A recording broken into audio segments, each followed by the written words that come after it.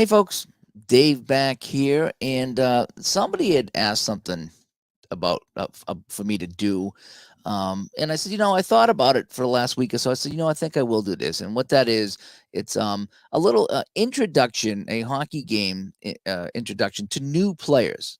And because I've been into hockey my whole life, so I just assume everybody is. But there's a lot of players in our community that play baseball and football and even basketball and wrestling and all these other things, but they don't play hockey. They're unfamiliar with hockey. And so, what I thought I'd do tonight is just kind of give a little of the basics of playing a hockey sim game. And the thing is, you don't even need to really know hockey all that well to do this. And I'm not going to explain all the rules of hockey because you don't really need to when you're playing the sim, because what these games do is they just give you bits and pieces of a game. I steal a fan. Good to see you.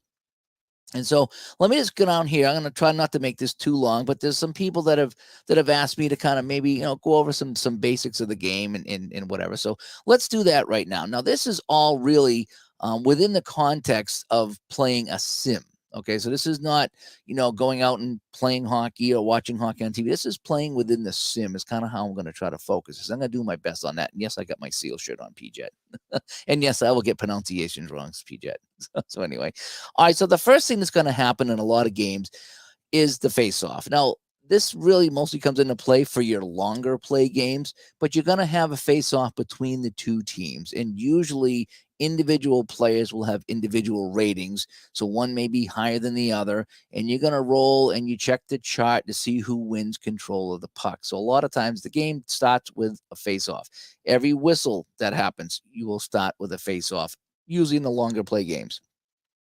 Some of the medium play games, like your shootouts and your stone cold hockey and things like that, they don't have the face-offs, and they go right next to the next segment, which is puck control. Okay, so after the face-off, somebody wins possession of the puck, and that's when you get your puck control. And again, shootout and stone cold, you roll to see who gets control of the puck or scoring attempt or whatever it is. So puck control, that's the big thing now. So now you have a team or an individual player with the puck. And when you're playing a longer play game, and the app is in the strats and the hockey bones. I'm looking over here at inside the crease and Big Bep, and there's probably a whole host of other games that I've missed.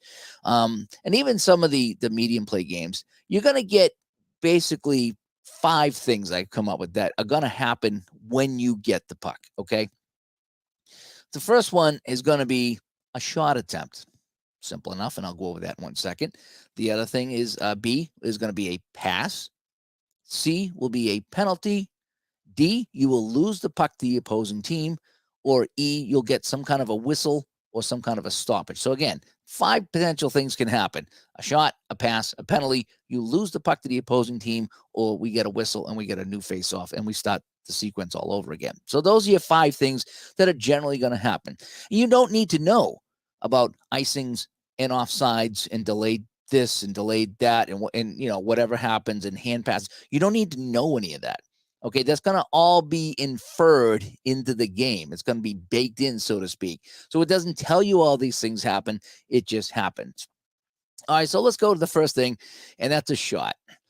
Some games will determine where the shot comes from, different zones, 1 through 5, or the blue line, the face-off circle in the slot, or the crease, or A, B, or C. Different games do it different ways. Okay. I think Status Pro was ABC. I think Big Bep was ABC.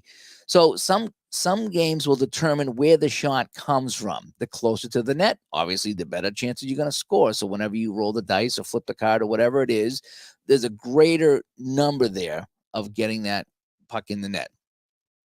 Other times you're looking at the shooter's range, okay, to see if you can get the dice roll in the shooter's range. Sometimes you use a combination of both. Sometimes you can determine where the shot's from, and the shooter has different ranges for different parts of the ice, okay? Sometimes they don't. A game like Hockey Bones and APA, they just have the one shot range, and it's just if you get a shot, you get a shot. And what in range means is that the shot has a potential of being a goal. If it's out of range, it's still a shot. Now, some games, if it's out of range, the shot misses the net. In a lot of the games, though, if you roll and you're not in range, and it's not easy to get in range sometimes in some of these games, especially with a third or fourth line player. If it's not in range, it's on net, and the goalie makes an automatic save. So there's no chance of scoring on that particular play. Now, after you've taken the shot, then you usually check the goalie card to see what happens. Okay. Now, if there's a chance that you can score, you check the goalie card, and on that card somewhere will be the potential for a goal. And if that's the case, then you've scored a goal. Yeah, the goal siren goes off and that's in the net. If not, other things can happen. The goalie will make the save. Okay. And he's either going to cover it up for a face-off, or you're going to get a rebound to the opposing team for a potential another shot on net, or it's going to go directly to any player on the ice that's specified in the game. And that's, if it goes to the offense, it's not an automatic shot like a rebound. It's just going to be control. So picture the goalie makes the save, it's kicked around, it comes back, and the guy at the point gets it, and he keeps it in the zone, but he doesn't get a shot. He just controls the puck, and now you start the sequence over again to see what he's going to do. Is he going to shoot, pass, get a penalty, lose the puck, or get a whistle? So that's kind of how it goes. The game usually go in sequences like that. So that's the shot sequence. Some games determine where the shot is taken from, and some games go right to the shooter's range. So you roll to see if the shot's in range for a potential goal. And you check the goalie card, and that ultimately determines what happens with the puck. Is it in the net? Is it tied up, or is it out on the ice somewhere?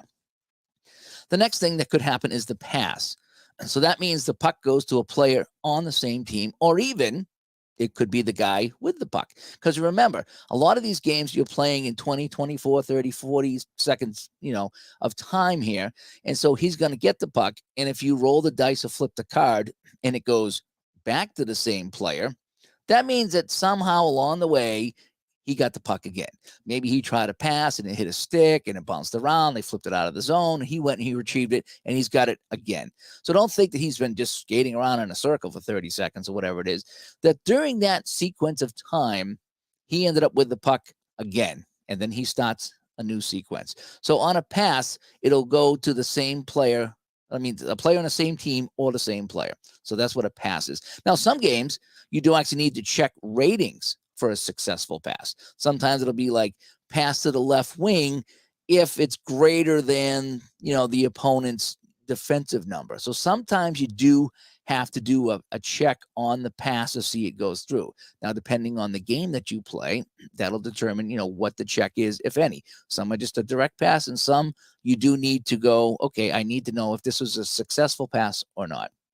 So that is the pass. Penalty as the other option that can happen. Now, these do get confusing, and this is where just about every hockey game I've played, it comes to I don't want to say a grinding halt, but it does slow down, because you do have to figure out the penalty procedure for that individual game. Some games are very easy, and some games are really, really a pain in the neck, and I'm not going to lie, is that you could pull your hair out trying to figure out penalties in some of these games.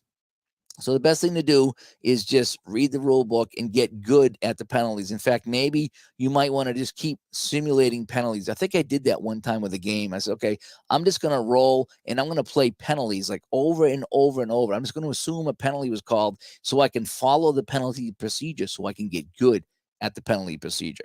Because sometimes if I don't pick up a game for a while and I roll for penalties, it's like, oh boy, what is the penalty procedure? And there's still some games that I'm not that good at it. And I just take my best guess at a penalty. So penalties, it really does get confusing. But if you stick with it, and do the best you can, then they will make sense. And at the end, I'll give you a little tip on penalties too. But let's continue here. Okay, so the other thing that can happen if you don't get a shot and you don't do a pass and you don't get a penalty, you can lose the puck to the opposing team. This is basically a turnover or an interception, and now the other team has the puck. And it's pretty straightforward. In Strat, it's, lose puck to opposing team. At Apper, it's, lose puck to the left defenseman. Hockey Bones, it's the same thing. Something's not successful, so it's an automatic turnover to the other team. In some of the other games, it's the same thing. Now, in the medium play games, in the Stone Cold and the shootout hockey and games like that, there's really not. You don't really have that. So this is more for the longer type of games. Is when you lose the puck to the other team, you lost the puck. And again, as Ron and Sam stopped by here, I remember when I first started playing Strat and Bobby Orr kept losing the puck, and I was losing my mind. And I was like, how can Bobby Orr keep losing the puck? He's Bobby Orr. And then I was like, well, you got to realize that, he's not losing the puck every time he touches it. It's just during that sequence when we zoom in, okay, and I'll get to that in timing. He whatever he did with the puck, he lost it. Maybe he hit the skate of Phil Esposito when it bounced to the other team. Maybe somebody stepped in front of it. Maybe somebody fell down. But somehow, some way, the puck went from his stick to the other team's stick, and he loses the puck to the other team. So that's the other thing that can happen. And the final thing that can happen is some sort of a whistle or stoppage, an icing or a face-off located wherever it says neutral zone face-off, defensive zone face-off. Sometimes it'll specify where the face-off is. Sometimes it's off of a block shot, depending on the game that you play. But it'll usually indicate, in fact, I think it always will indicate where the face-off is. Now, this is where you can use your imagination. You can be like, okay, it hit a stick and went into the crowd. Somebody flipped it up in the air, went into the crowd, or it something happened, hit the post and went into the crowd, or, maybe guys went against the boards and they pinned the puck against the boards that they do, and they got a whistle. So anytime it's the whistle stoppage option, just use your imagination of what happened. And I do that a lot too. It's like, it's out at center ice and somebody fell on the puck and they just blew the whistle. So those are the things that can happen once you get control of the puck for a player or a team. You got basically the 5 options: a shot, a pass, penalty, lose puck to the opposing team, or some sort of a whistle or stoppage. So that's kind of the 5 things that happen there. And different games provide different things in the rule book. In fact, some of the games give you all those scenarios played out and they describe them. And those are my favorite set of rules, is when you get something that lays out all your options. Now there's no doubt what's going to happen. You don't assume anything. I don't like to assume anything because I always overthink and assume wrong. So give me what's going to happen and give me an example what's going to happen, and you get good rules. All righty. So where were we now? Okay. The other thing in the game when you're playing a hockey game is timing. Okay. Now keep in mind when you're playing these games, I don't know if there's any game. There might be one game out there that I haven't played yet, and I want to try it someday, that goes pass by pass by pass. But most games you're playing a block of time, and it can be as small as 20 seconds or 24, I think, is Hockey Bones. 30 is APA. 40, I think, is Strat. And I think the 20 is the inside the crease. Those are mostly the games I play. So you're going to be playing a block of time. And again, remember when Bobby Orr had the puck and he lost it to the other team, there was, 30 or 40 seconds of action that happened during that thing. So when you watch a hockey game, a lot of stuff happens. So you're weeding out a lot of the unfun stuff, I guess, if you will, around the boards, knock back in, off a shin pad, over here. There's a lot of things that happen in hockey that this kind of skips over. So picture you skip. Okay, stop. And now let's see what happens to these 30 seconds. And then you figure that out. And then, okay, skip, stop, another 30 seconds. So you're kind of going through the game in chunks rather than following every pass and every shot and every block. So you're getting the game in chunks is what you're doing with the timing. So in a medium play game, which I consider, like a hockey blast or a shootout or a Stone Cold hockey, the medium play games, you might go minutes at a time. You might not be going every 20 or 30 seconds. You might be going 2, 3, 4, 5, or even 6 minutes. Then you stop and let's see what happens. And that's happens a lot with, like I said, with the Stone Cold and the shootout. You roll the dice, 6 minutes off the clock. Okay, 6 minutes off the clock. What happens at that point? Now, we played a lot of hockey to that point, but we're not concerned about it because nothing of major value happened during that, is what I'm going to kind of go at. And so that's when you would check there. Now, I find the shorter the game, the more condensed your action's going to be. So if you play a game that takes, 10, 15, 20 minutes to play, you're going to get a lot more actions during the stoppages because you're going to be stopping every, 2, 3, 4, or 5 minutes of gameplay. And it really wants to compact all the action into that stoppage. Whereas if you play a longer game, inside the crease, and Apple come to mind, even Hockey Bones, you might get a lot of pass, icing, whistle. So that all that stuff that happens there is part of hockey. Well, you don't get that in the quicker play games because you're only really getting the meat and potatoes. You're not getting all the little stuff that happens in the game. So timing, usually what will happen is you'll have a sequence, and then that's the end of that sequence. And so then 30 seconds are up, and now we go on to the next one. So for example, with APA, you have the puck and you lose the puck to the other team. That's the sequence, 30 seconds off the clock. Okay. Same with Strat. You have the puck and you take a shot. Let's say the goalie saves it and he covers it up. There's a sequence. So the game is done in sequences usually. And again, the shorter the game, the more action you're going to get, the more condensed the action is. The longer games, I consider it like the downtime where you're going to get the icings and just a lot of passes and a lot of turnovers because there's a lot of things that, you don't score a goal every minute in hockey. You really don't. So you're going to go long stretches of just normal hockey action as you would. Next thing I want to talk about is power plays. Power plays are a big part of the game because you're going to get a lot of penalties in hockey. And depending on the game you play, they might come into play a lot more or a lot less. Now, what will happen is when you're on the power play, and that means you have more skaters than the other team, or one team has more skaters than the other team because someone's in the box for 2 minutes or 4 minutes or 5 minutes, there's usually a bonus for the power play team and some sort of disadvantage for the shorthanded team. And these include increased or decreased chances of scoring and passing and getting the puck, mostly. So if you're on the power play team, your scoring range or your shooting areas tend to go up a little bit because you have an advantage. Whereas if you're the shorthanded team and you get the puck, your shooting ranges or your shooting areas, they're a lot less. You're shooting from the outside. You get a less of a chance to score because shorthanded goals are a lot rarer and power play goals happen more. So you're going to get more chances on the power play. So you will get some sort of advantage while being on the power play. And that's when you might look at the player card or a chart, depending where you need to look to find out what that advantage is.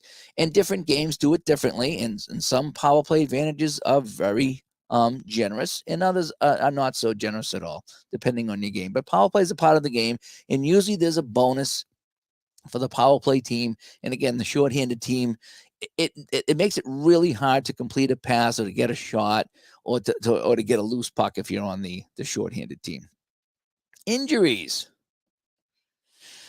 As Rob stops by here, he's waiting for the Canucks to collapse. Jeff stops by too. Hi, Jeff. So injuries, they are rare, but they do happen. They happen a lot in hockey, I would say, almost as much as football. And each game, they tend to have their own way of checking on injuries.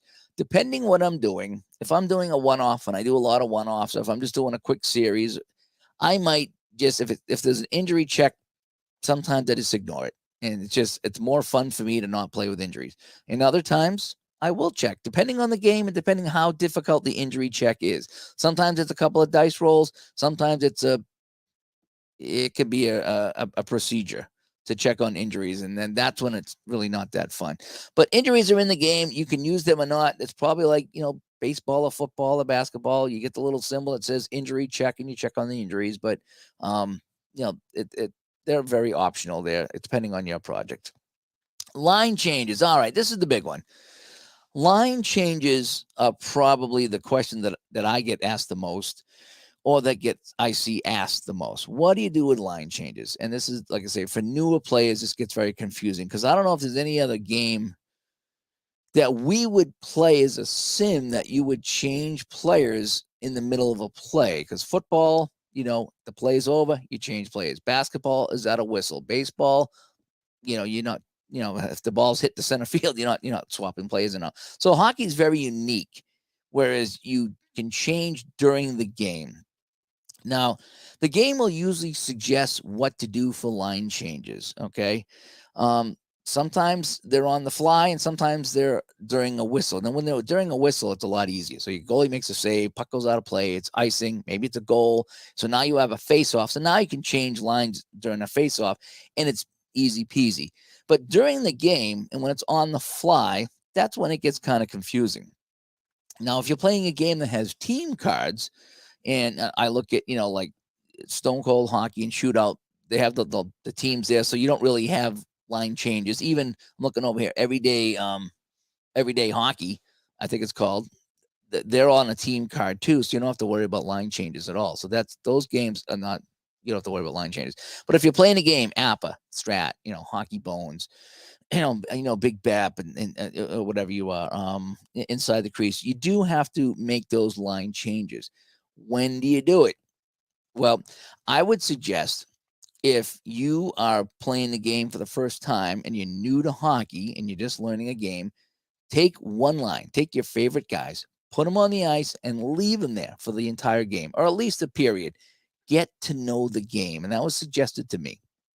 Learn the game and don't worry about the line changes. Get the game to flow on your tabletop.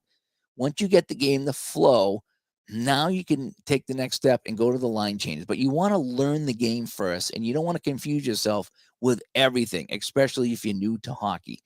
So start with one line, play the entire game with one line, get the flow going. Once you feel as though you got the flow going, then you can introduce line changes, because that will make it so much easier to play the game. It really, really will. And just don't overthink that. Just, don't overthink the line changes, especially at first. Just kind of do what you feel you need to do to get through the game. Now, in real hockey, today's hockey, it's like 30, 40-second shifts and you change lines. If you were to try to do that on your tabletop, you would be spending most of the day just making line changes. So when it comes to sports simming, you want to enjoy the game without making it so tedious. I mean, you're not going to make it like real life, because these games cannot mimic real life. We can only mimic part of this. Okay. So I tend to go 2 minutes on my line changes. I used to have a different set of lineups and line changes and the whole bit, and it keeps changing. Every time I play a game, I change the way I do it. But I finally settled on something. There's been so many different ways I've done line changes, as Scott stops by as well. I've created these cards, and you've probably seen them when I play. I get one for offense, and I got one for defense. Okay, and there's 10 cards in this stack, and I get one set of cards is lines 1, 2, 3, 4, and then 1, 2, 3 for offense. And then for defense, I have 1, 2, 3, and then just 1, 2. So I get 4 different sets here that I use depending on what era I play. 10 cards. Every 2 minutes, I flip a card. It's heavily weighed out, so line 1 gets the most shifts, followed by 2, then by 3, and then if and or 4. So that's how it works out for me. Since I've done that, line changes have been a breeze, because I used to just play line 1 versus 1 and 2 versus 2, and that was fun. And I would go every 3 or 4 minutes, make a line change and whatever. But honestly, I wasn't getting any matchups, and someone brought that up to me too. It's like, boy, I really like this game because when I change lines, I can get different matchups. And I was like, how do I do that? And so I come up with this system here where every 2 minutes I change, and this is for every single game I play. And that way there, what happens now is your better guys are going to get more ice time, but you're not always going to get the same matchup. You could get line 1 versus line 3, and maybe line 2 defense over here and line 1 defense over here. So you have different combinations of players out there, and it's not so redundant, it's not so repetitive, and it's not so boring. And you really get some fun matchups.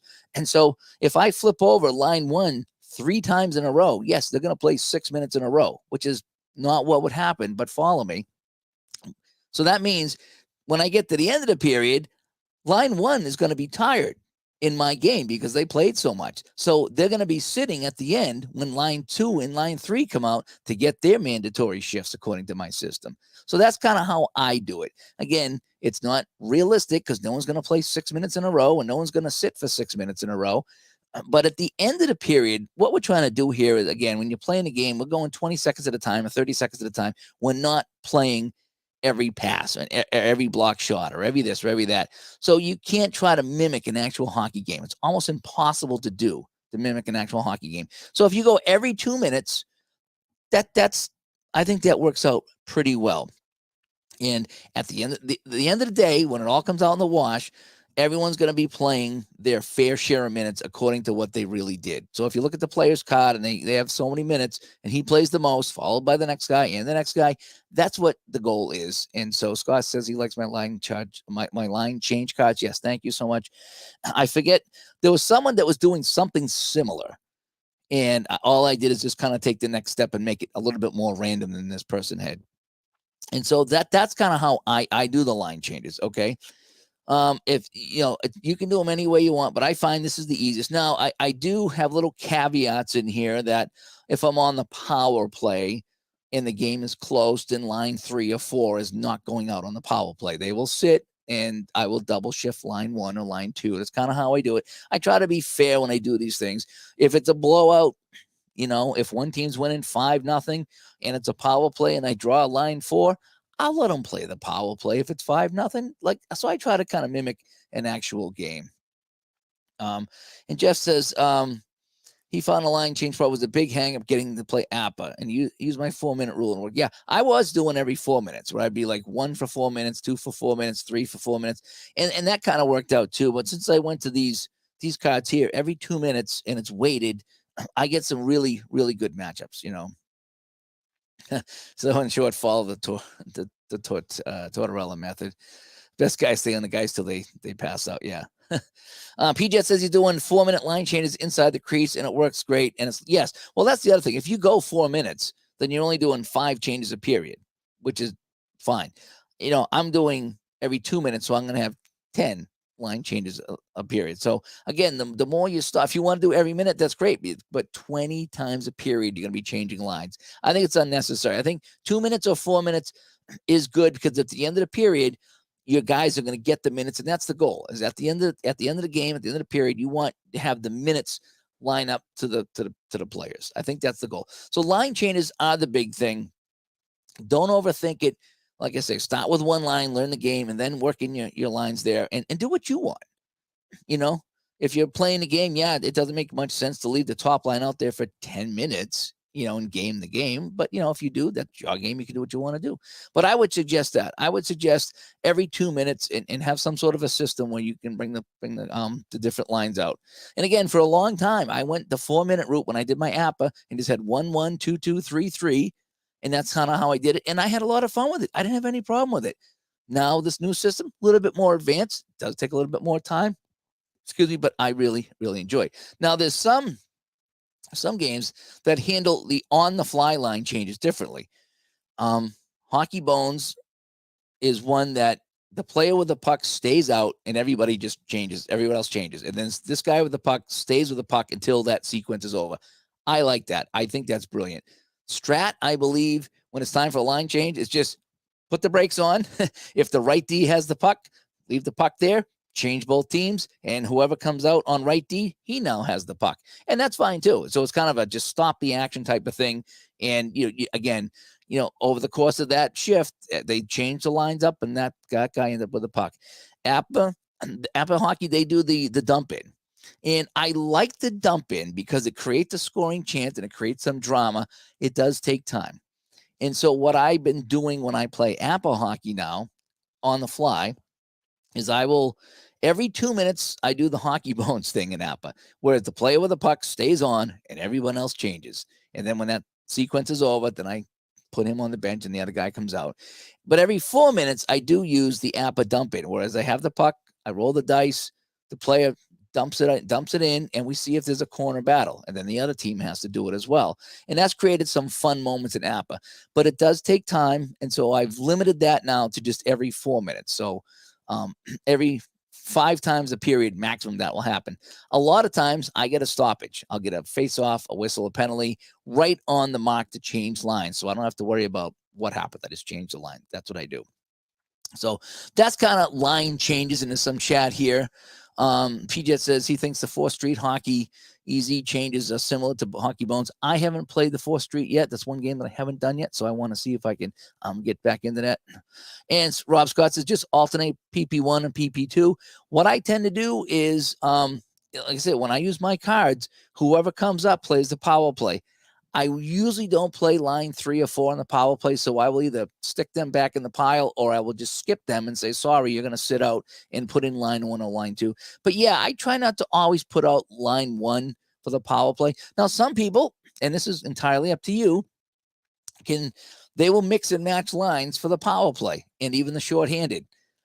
I think for me, that's a little bit more than I want to do. And I know games like Strat, it's real important because they have shorthanded ratings, especially for the shorthanded guys. So with Strat, I will dedicate a shorthanded line. But when I play APA or Hockey Bones or something else, I usually will just if they have a special symbol on the card, I'll try to get them on a little bit more. But I try not to dedicate power play lines and shorthanded lines. That's just me. Because again, it's more time and it's just some of these games are an hour, hour and a half anyway. And if I start tacking on another 5, 10, 15 minutes, now I got to mix everything up to get the power play lines going. Holy cow, I'm talking a long game now. So I tend not to do the power play stuff, but yes, I will try to rotate the power play lines. So it's in other words, but a lot of times, again, it all depends on what comes up because if line 2 is my second power play line and they just get off the ice, and when I flip the card, line 1 comes out, line 2 is tired, and vice versa. If power play 1 just comes off the ice and I flip for line 2, line 1 is tired. So again, there's no right way, there's no wrong way. It's your way. It's whatever you want to do. Occasionally, I will override a line and put out line 1. I will occasionally do that depending on what's going on in the game. But a lot of times I try to let it ride out because this is kind of these things here. These are your coaches, okay? And they're putting out the lines. And if they leave somebody out for too long and they tire them out, then they screwed themselves up for the power play. That's kind of how I look at that. So that's a little bit on line changes. Some games really get into the finer details, like you block shots and loose pucks and dump ins. And some people like that and like that detail, and some people don't. It depends what kind of mood I'm in. One of my favorite games is Inside the Crease. I love playing that, especially on the computer, because you have your block shots. The puck goes into the corner. You got your loose pucks. You got your puck battles. Those are really, really fun to me. And there's sometimes I want that detail. I want to see the puck go into the corner, and I want to see the big honking defenseman go and beat the forward to the puck in the corner. That to me is fun. I like those finer details. It feels the more details in a game, the more to me it feels like a hockey game, like I'm watching a game. Sometimes though, I don't want all that detail. Sometimes I do want to just kind of play and get some of the highlights and get my score and my stats. So it all depends on what you want to do. But there are some games that really, really get into the weeds with that kind of detail. And if that's your thing, that's great. And if not, then maybe it's not your thing. Some games you might have the option of using that. There's a lot of APA now that I was using, like the matchups and the whole bit and the long passes and even the dump-ins on the line changes. I've scaled them down a bit because I fine-tune the APA game to be really fun. And sometimes I don't want to stop and pull out the matchup shot. Sometimes I don't want to take out the long pass shot. So I like the games that have some options that you don't need to do all that stuff. Some games allow you to make decisions beyond the line changes. I'm kind of thinking of Strat Hockey here is one of them. And I think Status Pro is another one where you have the puck and you can forego a low percentage shot to try to get a better opportunity. I know, so I forget if it's A's best or C's best in Status Pro, but I think if you have the puck and you have a low percentage shot, you can choose to not shoot and roll the dice again to see if you can get a better shot or get somebody on your team a better shot. Strat, you have the penetration there. Do you want to try to penetrate for an inside shot, or do you want to try to pass it to somebody? So some games do have some decisions, and sometimes I like that. Sometimes I do like to make decisions in a game, feel like I'm involved. But there's other times that I just want to kind of let the game kind of handle things there. Hockey Blast is kind of in the middle there. I think they go minute by minute, and sometimes if you have a lull, like it's 3 minutes gone by. So Hockey Blast, I think, is a 60-second type of thing. And they do the line changes as well at the end of the sequence, which is kind of neat. And they do some things really nice in Hockey Blast. They really do. And that's a quicker play game. It really is. Now, where are we here on my chart here? Pulling the goalie. Okay. each game does handle this a little differently. So what happens in hockey, and it's my favorite play in hockey, is you pull the goalie. And back in the day, it was with a minute left or 45 seconds left. You're trailing by a goal. You pull out all the stops. You go for broke. Take the goalie out. You put on a skater. Now you get 6 skaters. If you're playing 5-on-5, you now have 6 skaters. And you go for it. Everyone in the zone going for the puck. You need a goal. There's no sense defending the net. You need to score the goal. And it's exciting because if the other team gets the puck, there's no goalie and they can score from anywhere in the rink. And it's always exciting when the team, comes down and there's no goalie. It's just you're on edge. They're going to put it in the empty net. They're going to take the shot. Or they're going to miss. I mean, what can the team without a goalie do? You need to have a goalie. So the goalie's out. So you're going for it. And each game does handle it differently. Now, some games give a big advantage when the goalie's out. In other games, it's only a slight advantage, and I guess, going over the hockey history there, when it comes down to how many goals were scored with the goalie out, probably not all that many. So it's probably a really low percentage of teams that have scored with a goalie on the bench. It's common. It's not rare by any means. It's common, but so I guess each game does the goaltender pull advantage a little bit different. Some games treat it as a power play. It's really not a power play, and because it's 6-on-5 rather than 5-on-4, there's a lot of bodies. You got 11 bodies plus a goalie makes 12 in one zone, so you don't have the space that you do when you're playing on a regular power play of 5-on-4. If you follow that, okay. So each team handles it a little differently. Some teams has bigger advantages than others. So just, read the rules in that particular game and follow that. But that's what pulling the goalie is at the end of the game. Now, some games you can pull it a little earlier than 1 minute, but when I'm playing 70s, 80s hockey, I tend to go the 1 minute. And I think most of the time it was with one goal down, but I think some teams it started toward the late 70s, early 80s with 2 goals. They might pull the goalie and try to get back in the game from this. But again, your game, your way. I mean, in the modern hockey now, if they're down by 3, they might pull the goalie with 5 minutes left. And I've seen that happen. And sometimes it rarely works, but sometimes it does, Anyway. And now, lastly, ultimately, just have fun. Make the game yours. Make the game your game and have some fun with it. And that's what I did with Apple Hockey is that game was the rule book was just all over the place. It really was. It felt like 5 different people wrote it and all contributed, and no one really checked with each other. One time it's like, roll the dice to see if you're less than this. Another time it's like, if you roll the dice and it's more than this, subtract it. If it's less than 0, then it's this. It's like, what? Just why are you making it so complicated? So I went through the book and I sorted it all out in my own mind and come up with my own way to play it. I play it pretty true to the actual game, but I've sorted the rules out to make it a little bit better. I'm using a lot of the Mike Berger charts and ways of doing it, getting rid of the ODAI and going to the single player ODAI check, which sounds like it would be a lot more difficult, but it's so much more easy once you play it. You roll the dice, you see who you're going up against, and then that's the person you check, and you look at and you see if you add anything to the roll. If you're in the ODAI area, makes that so much better. Also, the person who come up with assists, the assist chart for Apple Hockey. Oh my gosh, it cuts my assist rolling time by 1,000%. It really does. I was rolling forever trying to get an assist in Apple Hockey. And I was like, why would you do it this way? And now I roll on the chart. In fact, the other night, I think I was streaming. I got a goalie assist. I did. When I was playing Apple Hockey, I got a goalie assist. And that's the first time I've ever got it. And it's rare, but it come up. And that was really kind of fun that I did have that happen there. So make the game yours. Play the game as true to the rules if you want. If you got to play a game and you're playing by the rules and it makes it not fun, you're not going to play the game. And I'm not saying you need to change all the rules, but if you find something in the game that just gnaws at you, or you can find a different way to do it and it makes it better. Oh, look at my string come out over here. Oh, I got 2 strings on one side. I guess it fell out of the side over here. I look like a goofball here. It's all right. But it is seals though, so it's kind of cool. Maybe I took a big check in the corner, knocked my string out. I don't know. But make the game yours. That's the big thing. You want to play the game and have fun. Make the game yours.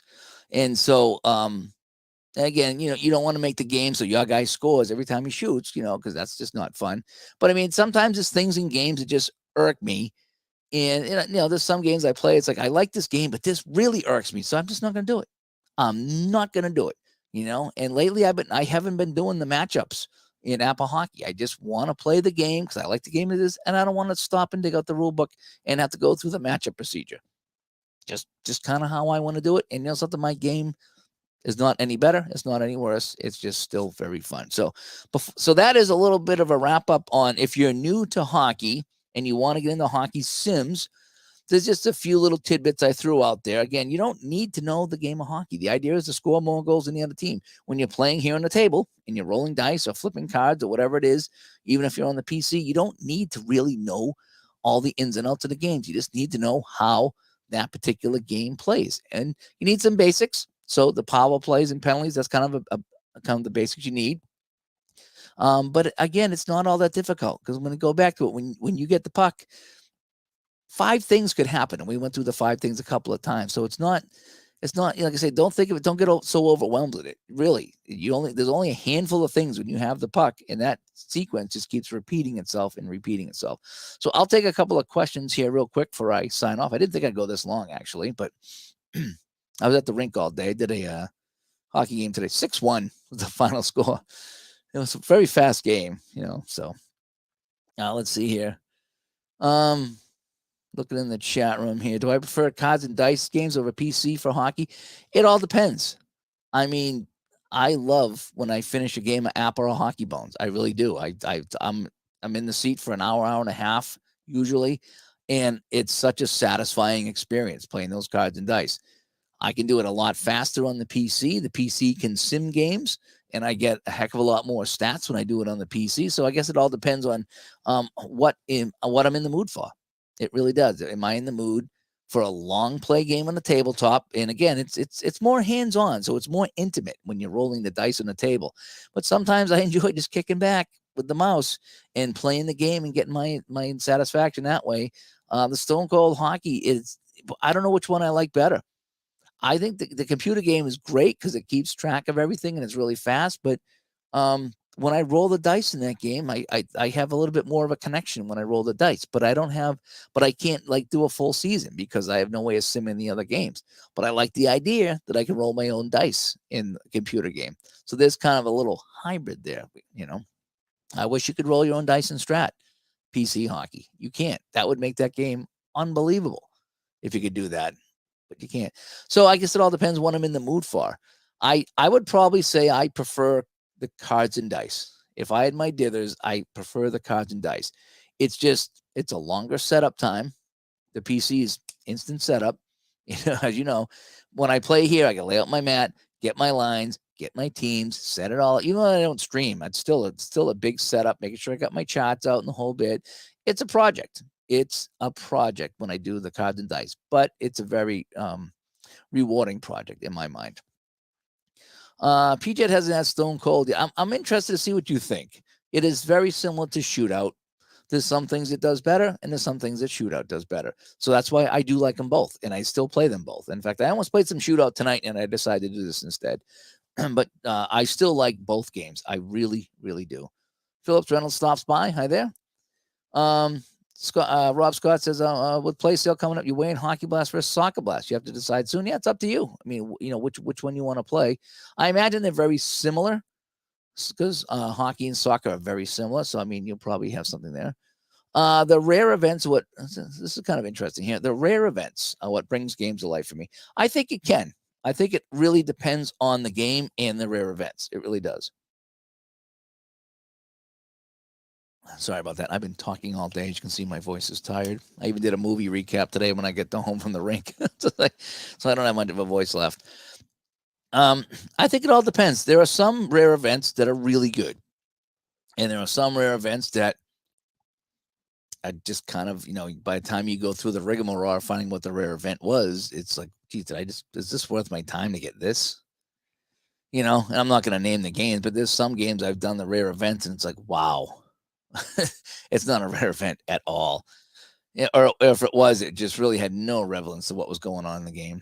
In fact, with Apple, I made my own rare play chart, and it scaled down quite a bit from what the game was. Because in the game, the rare, like I say, just you go through all the rolling of the dice for the rare chart, and it's like, oh, puck goes to the left wing. Yay. So I try to come up with a real rare chart is what I tried to do. Something that happens in the game that, that would really feel like it was a rare thing. Well, PJ, got Apple player cards are good, but their charts all need to be reworked. They're mind-boggling, frustrated, overcomplicated. Well, there's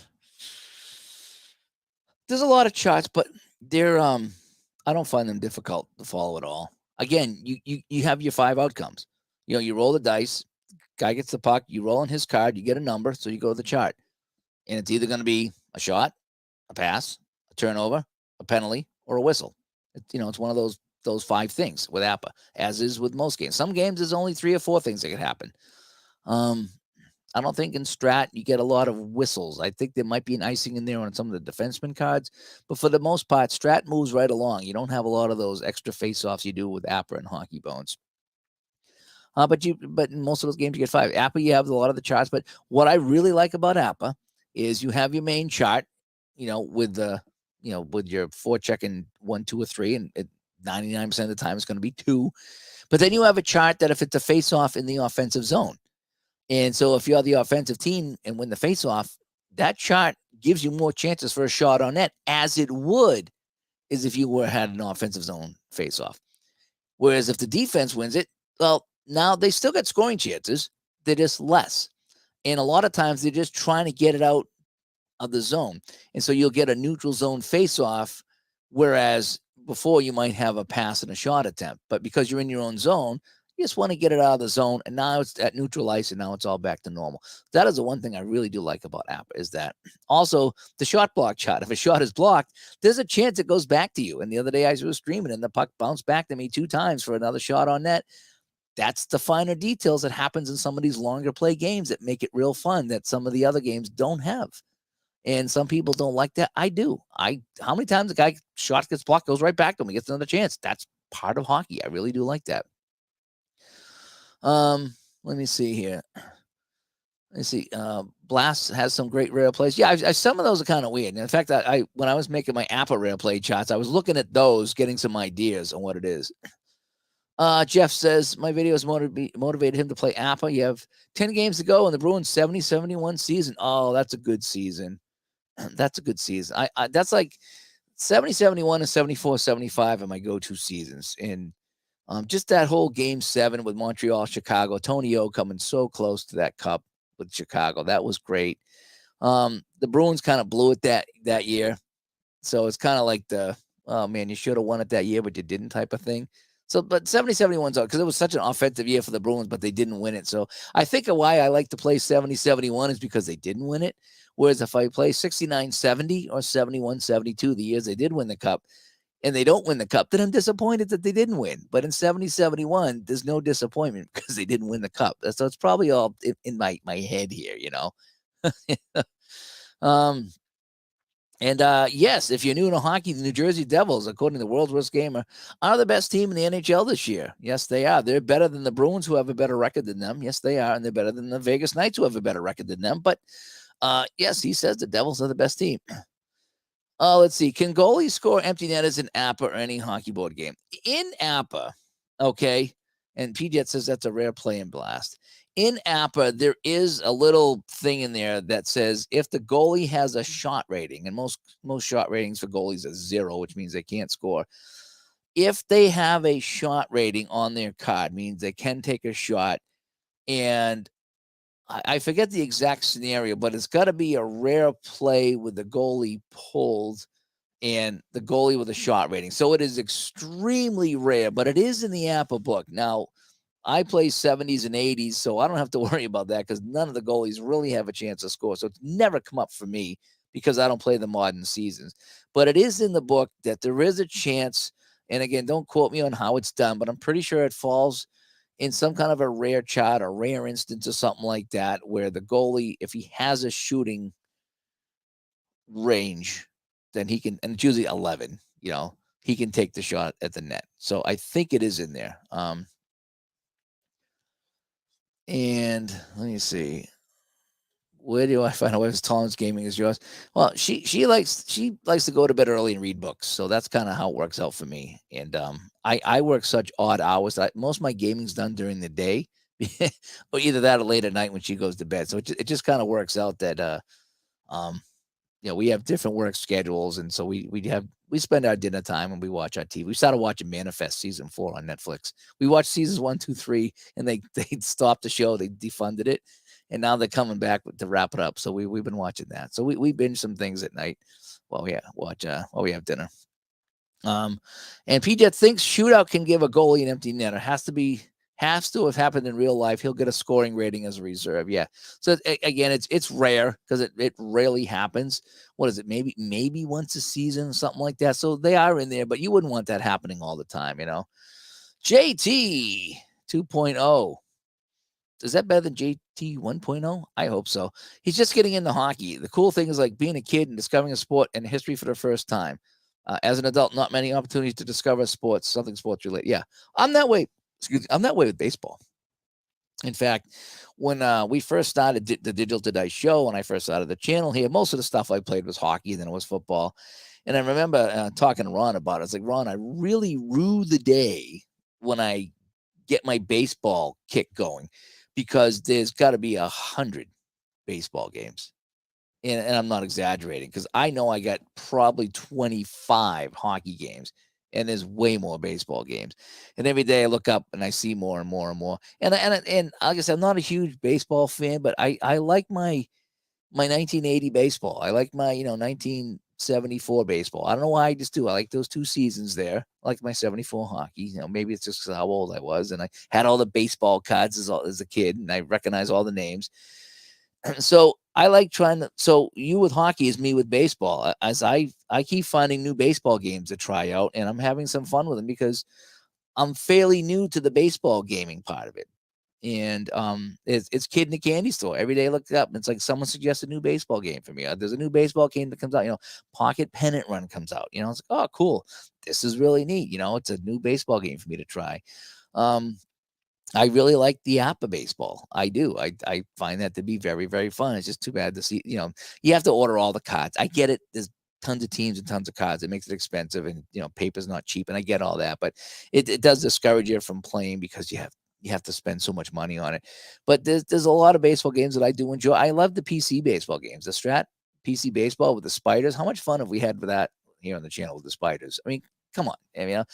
But I still like looking at the other games, whether the PC or cards and dice, to play baseball games, because baseball's kind of relaxing, and I don't have to take baseball as serious as I do my hockey. And I can have fun with baseball and not get all worked up if this guy did this or this guy didn't do that. I can just play. I can enjoy baseball like probably you're going to enjoy hockey and not get all worked up. You're new, you're learning it, and that's kind of what this video was for. Is if you're new to hockey, how to kind of get into hockey simming here on the tabletop is what this video was kind of all about.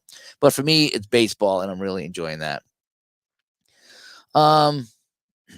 Bones has tons of face-offs, too many, I think. It's probably the same amount as APBA, but less than Strat. Strat doesn't have a lot of face-offs, but APBA does have some icings. Bones has some icings, some neutral zone face-offs, and things like that. The goalie ties it up a lot. I like both of those. Both games are really good. World's Worth game is a good question. If I could add one thing, if you could have one thing added to one of the hockey games, you're like, what would it be? That's a great question.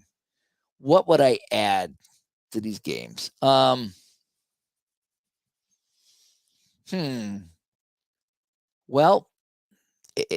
it's hard to say because I play so many games. I play them all for different reasons. I play Shootout for this. I play APBA for that. I play Hockey Bones for this. I play Strat for that. I play, Stone Cold for this. I have so many hockey, and looking over here, Inside the Crease. There's reasons why I play them all, okay?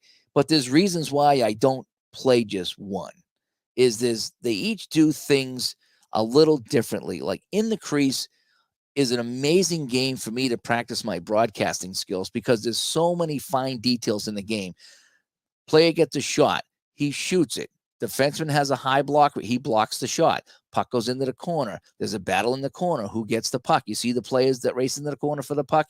You look at the ratings. So Inside the Crease is fantastic for every 20 seconds to feel like you've done a whole game. because when you're done inside the crease, you feel like you've seen everything that could happen in a game, even though during that 20 seconds, other things have happened. Okay. So inside the crease is great for that. However, the penalties confuse the heck out of me. I don't know what's going on with that. And I don't know if I really could ever play that game on the tabletop. I've tried it, but the computer game, it makes all the adjustments for you. And I'm not a big fan of playing a game and you roll the dice or flip a card and you look at somebody's card and they get a 7 and you have to make an adjustment. I find that really kind of, I don't like that. So, but inside the crease does so many good things, but the penalties mess me up and the adjustments mess me up. Luckily, the computer game does it. So again, it's a great game, but it there's some things in it that I don't quite like. Appa and Hockey Bones are great too, but there's a couple things that I just don't like about that. And I don't know what I would add to that to make them better, because it's almost like if I could just combine all the games that I play into one, I'd have one amazing game. I guess that's the best way to put it, because every game I play does something a little bit different. And this adds this. This has the shot blocks. This has the loose pucks. This plays a little bit quicker. This does some things better with the goalie. Hockey Bones has a terrific way of doing line changes. Their penalties are so easy in Hockey Bones. It really is. But all those little symbols, it requires a lot of thinking, looking at the symbols, trying to remember everything. So there's a lot more to remember.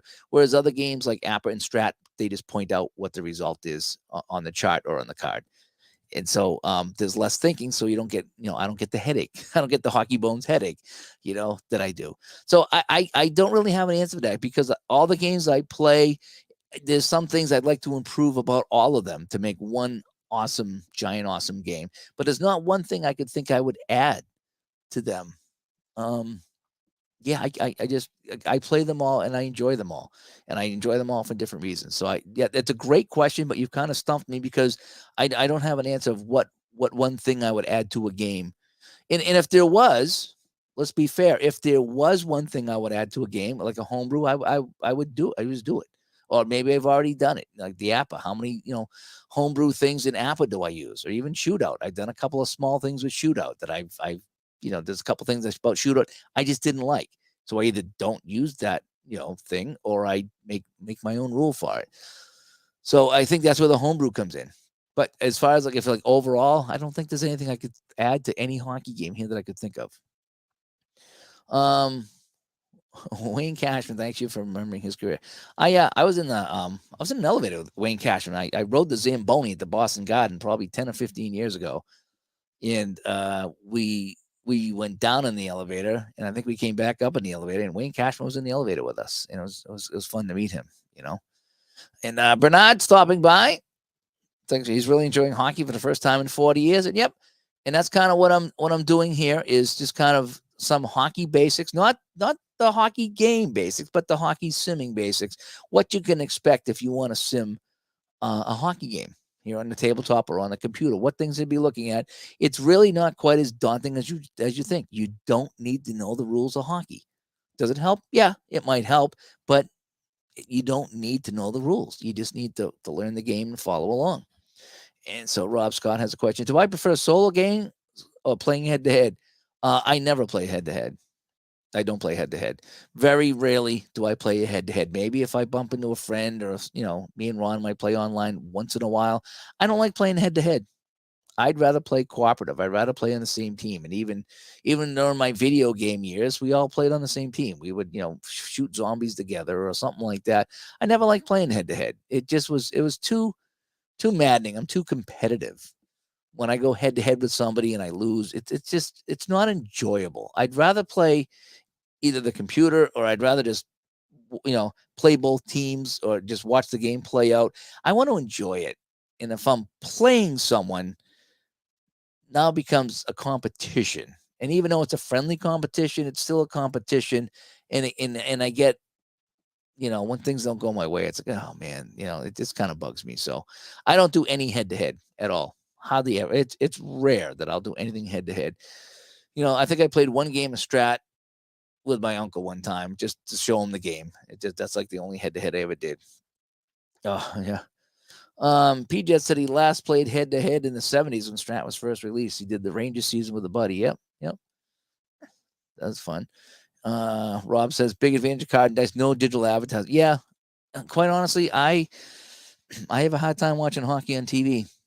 I do. It's just it's not what it was. They have all these messages they want to get across to people that I try to escape from and just watch hockey, but I can't because they have to remind me about what's going on in the world. And then the digital advertising is tough to watch. And the guy's got a breakaway, and all of a sudden you see all this stuff going on behind him. It's if they did it during the whistle, that'd be fine. Don't change the ads except during the whistle. But during the game, it sucks. It freaking sucks. So I listen on the radio. In fact, when I'm done here, I'm gonna go in bed, put on the XM radio on my phone, and I'm gonna listen to some hockey games. And I go to bed like that. I used to like to go to bed and listen to AM radio. I listen to Bruins, Rangers, Whalers. Sometimes I get the Red Wings. I got the Red Wings one time here in Boston. Imagine that. Back in the 80s, I think it was. Listen to Steve Yzerman as a rookie. That was kind of cool. Hockey on TV is sensory overload. It can be. There's a lot going on the screen. Now the dashboard ads, and then they're advertising what's coming up on the show, and they're going to go to interview this guy, and they're talking to this person here. Now it's kind of busy, kind of too busy. I would agree with that. So that's why I like to listen on the radio. I can just relax and just lay in bed, just listen on the radio and chill out. So I prefer that because I can just unwind like that. Rob says, I totally agree with Dave's take on Solo versus head-to-head plus. Purely selfishly, it's me time. Yeah, I want to relax. I do. I want to relax. And when I play against somebody, it's not relaxing because now I'm competing with them.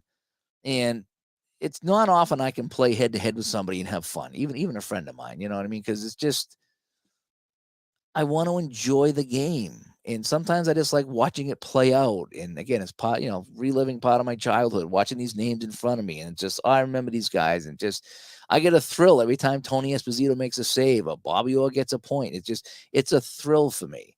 And I just don't want to ruin that experience. And these games here are so good. And I was talking around the other day about being thankful at Thanksgiving time. And I'm just so thankful for these games. Because when I sit down and play the other day, I finally got a chance to sit down and play. I was just like, man, it's just like this wall just went up around me, and everything going on outside in the world just didn't matter. And I was playing my game and in my mind, and I was in my own sunshine. I played the Apple the other night. I was in my own sunshine. Even when I played the baseball the other night, I've been playing some pocket pennant run.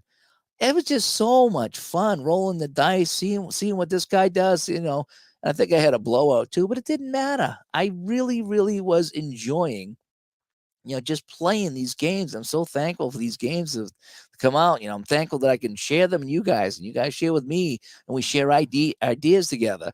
And then we also, come together on chats like this, and we talk about these things, and we try to make our experiences better. And it's supposed to be a happy, fun time. And again, me time. And it just, everything shouldn't matter. And Super Bowl tournament, satellite radio for sports is great. Yes, it is. I should have got the lifetime subscription. I didn't. I pay a lot, but I have it in my car. And boy, that comes in handy, especially, I'm at rinks, got to be 6-7 times a week. And today I was driving home, about an hour's ride home, and you put it on, and I don't like local FM radio. It's too shock jockey, even here in my area. And, sometimes you just don't want to talk about the Patriots and the Bruins and the Celtics and Red Sox over and over and over. So I put on satellite radio sports feed, and we can talk about, the entire NFL, not just the local teams. And that's what I like about that. I really do. And I like 70s on 7 too. I do. I go from my metal stations to my 70s on 7 with the satellite radio. But for sports, it's fantastic. I think they have everybody. They have everybody on when you're listening online or on the phone there. PJ listened to many Seals games over East Coast radio stations, staying up till 1 a.m. for games in Oakland. Yeah, I used to try to stay up when they went out west to L.A. and Oakland. I never made it as a kid. In fact, my parents would throw me to bed, so I never made it. That's why I enjoy playing these games now. If you notice, I play a lot of Bruins Seals and Bruins Kings games because that was the stuff that was out west that I never saw. So I think one time I played Stratton. I took the Bruins on a road trip, and I went to Oakland, L.A., Vancouver, and then I think I came back home through Detroit. Just a completely fictional road trip with Strat, and it was so much fun. I think I went like 3-1-1. I think Vancouver tied me, and I lost to somebody, but I think I went 3-1-1. It was so fun. It really was. Yeah. Pete just said he's writing Tony Esposito's name on a score sheet as soon as I mentioned. Yeah, I always mention Tony. I was telling there was a goalie we played last night. In roller hockey, and the guy took a shot from the goal line, right along the goal line, and scored. And I went up to the goalie and I says, "You didn't hug the post like Tony Esposito told you so. You gotta hug the post. I learned that in the '70s." And he just laughed at me. I don't even know if he knew who Tony Esposito was. Yeah. And he said, "Yeah, to be a 9-year-old again and pretending to be asleep with the AM radio tucked under the pillow." Yep. I still have a little AM radio upstairs just in case. Sometimes if the internet goes out or whatever, sometimes I'll put on the local AM stations and listen to some stuff that, yep. 70s and 7. Yep, it is. It's just a fun, happy channel, you know. And I guess the Canucks got a tie tonight, so that's good for them. Is that on your tabletop? Or is that on the TV? I'm not sure. I haven't checked to see who's playing tonight, but anyway. Well, I'm going to wrap this up here, folks. I want to thank everybody for tuning in, and hopefully this helped out somebody, especially people who are new to hockey. If you're a hockey expert, then probably this wasn't much help at all. But I have been getting a lot of people talking to me about saying they're new to hockey and they want to get into it. What do I recommend in the whole bit, and how do I get involved? So I figured, let me talk about playing hockey with the sims. I don't need to explain the rules of hockey, but just if you were going to sim a hockey game, what to expect. And again, it's really not as daunting as you think. You don't even need to know all the rules. You just need to learn how the game is played and realize that once the face-off is over and you get the puck, there's only a handful of things that are going to happen. And once you learn that, that's the game. It really is. And then once you learn how to take a shot and determine if it can be a goal or not, and what the goalie does with the shot, that's kind of the whole game. And it's rinse, lather, repeat, or lather, rinse, repeat. I forget which one it is. But anyway, go enjoy the hockey games. Really, they're a lot of fun. But I'm doing the same with baseball. I'm learning baseball games. I don't know when to take a pitcher out or when to do this or when to do the curly shuffle. I don't know anything about baseball. I just play it and roll the dice and have fun with it. And that's where I am right now. And I enjoy trying all these different baseball games out, see which ones do what. But obviously, baseball gets to be much more serious here in the community, and people get upset when you do or don't do certain things, and Ron will attest to that. So it's tough for me to try to play baseball sometimes because I feel this pressure to play baseball seriously, and I just like to play. I just like to play, and sometimes for some people that's not good enough. But I keep trying new baseball games because it's fun, and there's a ton of baseball games out there. And Ron just sent me another set of baseball games today. He goes, "Oh, you should look into these." It's like, I'll go on YouTube and look into these games. I will. So anyway, but anyway, yeah, let's go here. Curtis says 70s on 7. Yeah. Anyway, and yeah, okay, no problem. Thanks, guys. Thanks for the suggestions anyway. And always a good crowd. And yes, there is. We got some good people that listen. I'm very thankful for the audience that we get here in the chat room. We have a good time. We always do. Scott, thank you so much. I'll be in touch, Scott. I meant to send you an email, but again, I just been going nuts with work. And when the holidays come up, it's getting busy now. And I just took a job working with a college. Why I took another job, I don't know. But they want me and my friend to do every men's and women's hockey game for their college. I told that to the wife tonight. She was not happy. She's like, why you taking more work on? I don't know. I like it. It's taken away from my gaming time because I think it's like every Friday and Saturday night. But it is fun. It's a challenge doing college hockey. It really is. It's been really fun. So anyway, Ron, thank you so much. And I know there's some people we don't, we know it's just having fun, we know, but there are some people who do take it that step further. It is. Yes, I did college hockey last Friday and Saturday night. The athletic director of all the sports who was in charge of paying me, I guess, come up after the first game and said I was tremendous. And he told my friend, who's the contact between us, that he wants us back for every game that we can do. And that's my first college hockey game. And I was pretty blown away. I did. My jaw hit the floor when the athletic director said I was tremendous doing college hockey. That was quite quite the compliment. Not going to lie. I was blown away. I really was. Yeah, I didn't know what they were going to think. But I did a game today, and not for college, but it was another junior game, and that went pretty well. But so I guess I'm doing it. Curtis, what do you say here before we go? You once left the Norfolk Admirals game early because they were winning big. Ended up missing a goal. You make a goal, and then a team pulls a goal. Oh, yeah. I went to one last quick story here before I leave. Well, okay, I got to do this. All right, so there's that. Worcester Ice Cats played a game late 90s, early 2000s. Trailing, I want to say they were trailing 6-1 after 2 periods, and it was a Sunday afternoon. And we're sitting there, and the second period ended, and people decided to get up to leave. And I remember sitting there and had my arms crossed, and we had great seats. We were right next to the goal jet, so our seats were fantastic. And I looked at the wife, and I was like, I got nothing to do today. We got an hour's ride home. You just want to hang out for the third period? She's like, yeah. So we were just chatting with people, thinking nothing of it, right? 6-1. Well, Worcester scores. It's 6-2. Cheered, right? We cheered. And then they scored, and it was 6-3. All right. Well, they got some momentum now. Then they scored, and it was 6-4. And we're all like, oh boy, this could really happen. Then they scored to make it 6-5. And now whoever was left was going nuts. There was only a couple of thousand of us. And I'm like, wow, this is incredible. They changed the goalie. They took the goalie out and they put in the backup, or whoever the other guy on the bench was. He comes in and he does like this fake stretch. And I says, he's not ready. I says, he's not taking this serious. The face-off at center ice went back to the Worcester defenseman, and he shot it from his own blue line and beat the goalie to tie the game.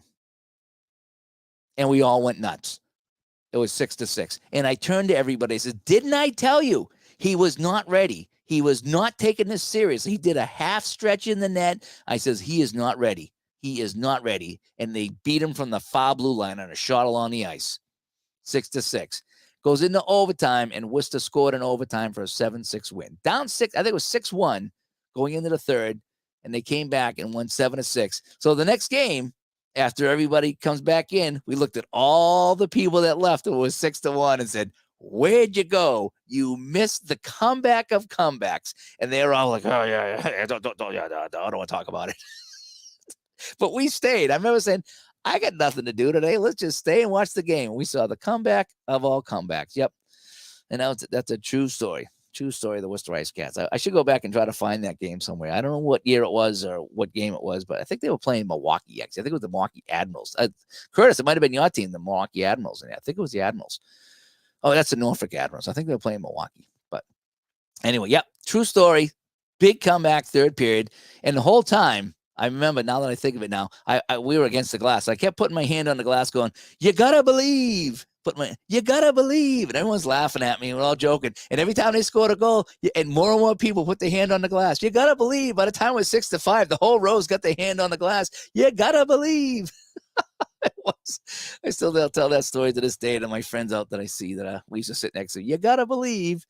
And they came back and they won it in overtime. Yep, it was a great story. Yeah, it's always fun to stay and watch. Yeah, we used to always scoot out of there, but that one day we decided to stay, and I'm glad we did. So, hey, anyway, all right, I went on too long here tonight, but it was fun chatting with everybody. I don't know when I'll see you again. I am, again, working Friday and Saturday night at the college, so it might be Sunday before I get to talk to everybody. We're going to try to squeeze a Digital to Dice podcast out.